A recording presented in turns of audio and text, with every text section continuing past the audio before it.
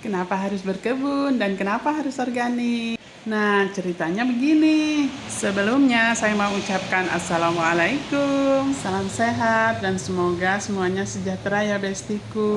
Nah, jadi ceritanya begini besti. Kenapa Bunda itu berkebun secara organik? Nah, semua ini berawal dari setelah masuk sakit. Sakitnya cukup akut besti, jadi nggak saya sebutkan ya sakitnya apa. Oh ya, Bunda cerita ini sambil beraktivitas ya besti. Sekarang Bunda sambil berjalan menuju ke kebun pekarangan. Oke, sambil kita lanjut ke cerita awal.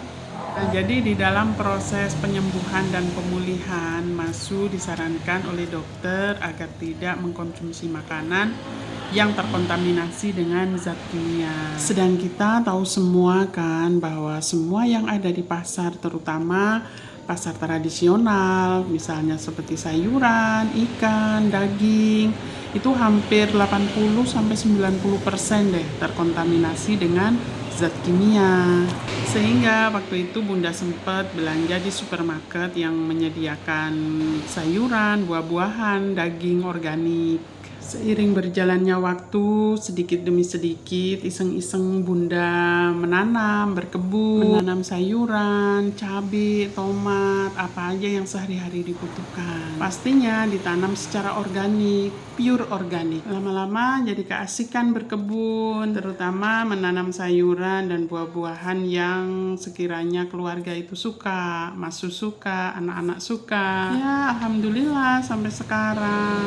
Memang sih tidak bisa dipungkiri bahwa kebun Bunda itu belum 100% dapat memenuhi kebutuhan. Masih ada beberapa yang harus dibeli. Namun setidaknya kita udah dapat meminimalisir. Kelebihan berkebun banyak sekali. Salah satunya kalau dilihat dari sisi ibu rumah tangga, yang jelas bisa menghemat budget belanja 50 bahkan 50% lebih. Dengan kata lain, kita sudah dapat menciptakan mandiri pangan.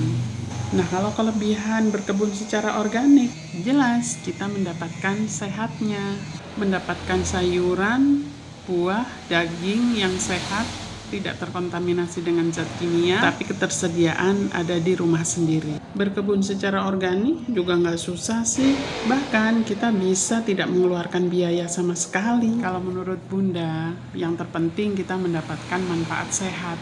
Hampir nggak berasa loh Besti, obrolan kita udah lama nih. Oke Besti, semoga kisah Bunda ini bermanfaat buat Besti semuanya. Wassalamualaikum, bye-bye.